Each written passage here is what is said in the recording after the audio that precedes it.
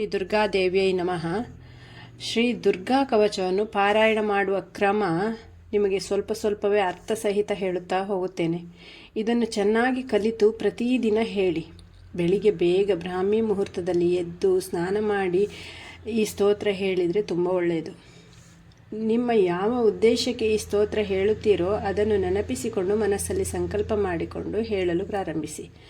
ಉದಾಹರಣೆಗೆ, ಶತ್ರುಗಳು ನಾಶ ಆಗಲಿ, ದುಷ್ಟಗ್ರಹ ಪೀಡ ಪರಿಹಾರ ಆಗಲಿ, ರೋಗ ರುಜಿನಗಳು ದೂರ ಆಗಲಿ, ಋಣಬಾಧೆಗಳು ನಿವಾರಣೆ ಆಗಲಿ, ಹೀಗೆ ಯಾವುದೋ ಒಂದು ಸಂಕಲ್ಪ ಮಾಡಿಕೊಂಡು ಕವಚವನ್ನು ಹೇಳಲು ಕುಳಿತುಕೊಳ್ಳಿ. ಇದಕ್ಕೆ ಭಕ್ತಿ ಶ್ರದ್ಧೆ ಬಹಳ ಮುಖ್ಯ. ನೀವು ಅಮ್ಮನನ್ನು ನೆನೆದು ಅವಳ ಪಾದಕ್ಕೆ ನಿಮ್ಮೆಲ್ಲ ಕಷ್ಟವನ್ನು ಅರ್ಪಿಸಿ ಅವಳ ಪ್ರೀತಿಯನ್ನು ಸವಿಯಿರಿ. ಅವಳು ಸದಾ ನಿಮ್ಮೊಂದಿಗೆ ಇದ್ದು ನಿಮ್ಮನ್ನು ಪೊರೆಯುವಳು. ನಿಮ್ಮ ಸುತ್ತಲೂ ರಕ್ಷಣಾ ಕವಚವಾಗಿ ನಿಮ್ಮನ್ನು ಸದಾ ತನ್ನ ತೆಕ್ಕೆಯಲ್ಲಿಟ್ಟು ಸಲಹುವ ಅಮ್ಮನನ್ನು ಕೃತಜ್ಞತೆಯಿಂದ ಕಣ್ಣೀರು ತುಂಬಿಕೊಂಡು ಅಮ್ಮ ಅಂತ ಕರೆಯಿರಿ. ಅಷ್ಟೇ ಸಾಕು ಅವಳಿಗೆ. ನೀವು ಒಂದು ಹೆಜ್ಜೆ ಇಟ್ಟು ಅವಳ ಬಳಿ ಬಂದರೆ ಅವಳು 10 ಹೆಜ್ಜೆ ಇಟ್ಟು ನಿಮ್ಮ ಬಳಿ ಓಡಿ ಬರುತ್ತಾಳೆ. ಅಂತಹ ಪ್ರೇಮದ ಮೂರ್ತಿ, ವಾತ್ಸಲ್ಯದ ನಿಧಿಯಾಗಿರುವ ಅಮ್ಮನ ಶ್ರೀ ದುರ್ಗಾ ಕವಚ ಅಥವಾ ಚಂಡಿ ಕವಚ, ಇದನ್ನು ಯಾವಾಗಲೂ ಹೇಳುತ್ತಾ ಇದ್ದರೆ ಬಾಯಿಪಾಠ ಬರುತ್ತದೆ. ಬಾಯಿಪಾಠ ಬಂತು ಹೇಳಿದರೆ ಅಮ್ಮನೇ ನಿಮ್ಮ ಜೊತೆ ಇದ್ದ ಹಾಗೆ ಅನಿಸ್ತದೆ. ನಾನೀಗ ಪಾರಾಯಣ ಕ್ರಮ ಹೇಳಿಕೊಡ್ತೆ.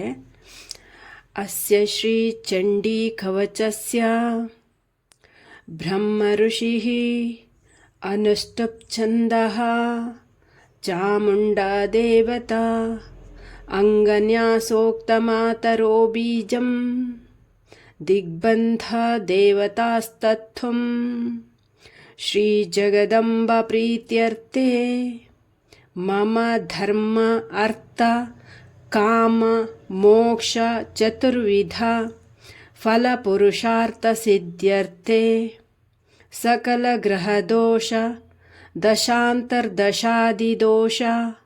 ಪರಿಹಾರಾರ್ಥಂ ದುರ್ಗಾ ಕವಚ ಸ್ತೋತ್ರ ಜಪೆ ವಿನಿಯೋಗ. ಈಗ ಮೊದಲನೇ ಶ್ಲೋಕ ಹೇಳಿಕೊಡ್ತೆ.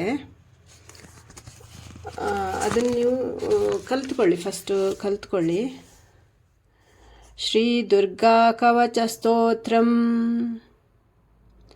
ಮಾರ್ಕಂಡೇಯ ಉವಾಚ.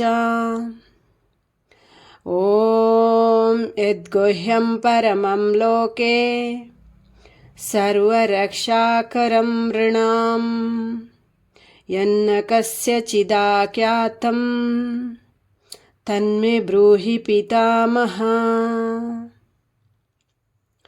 ಓಂ ಯದ್ಗುಹ್ಯಂ ಪರಮಂ ಲೋಕೆ ಸರ್ವರಕ್ಷಾಕರಂ ಋಣಾಂ ಯನ್ನ ಕಸ್ಯಚಿದಾಖ್ಯಾತಂ ತನ್ಮೇ ಬ್ರೂಹಿ ಪಿತಾಮಹ.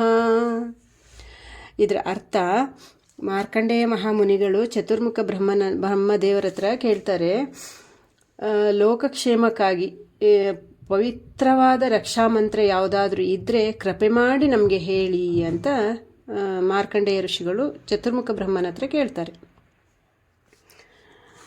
ಇದು 1ನೇ ಶ್ಲೋಕ. ಇದನ್ನು ಚೆನ್ನಾಗಿ ಕಲಿಯಿರಿ. ಕಲಿತ ಮೇಲೆ ಮತ್ತೆ ಕಮೆಂಟ್ ಮಾಡಿ. ಪ್ರತಿದಿನ ಒಂದೊಂದು ಸ್ತೋತ್ರ ಹೇಳಿಕೊಡುತ್ತೇನೆ ಮತ್ತು ಸ್ಕ್ರೀನ್ ಮೇಲೆ ಸ್ತೋತ್ರವನ್ನು ಬರೆಯುತ್ತೇನೆ. ಕಲಿತುಕೊಳ್ಳಿ. ಅಖಿಲಾಂಡ ಕೋಟಿ ಬ್ರಹ್ಮಾಂಡ ನಾಯಕಿ ನನ್ನ ಅಮ್ಮ. ಅವಳ ಜೊತೆ ನಾವು ಇರುವಾಗ ಯಾವ ಹೆದರಿಕೆಯೂ ಬೇಡ. ಎಲ್ಲ ಕಷ್ಟ ಕಾರ್ಪಣ್ಯಗಳನ್ನು ನಿವಾರಣೆ ಮಾಡುತ್ತಾಳೆ ನನ್ನ ಅಮ್ಮ.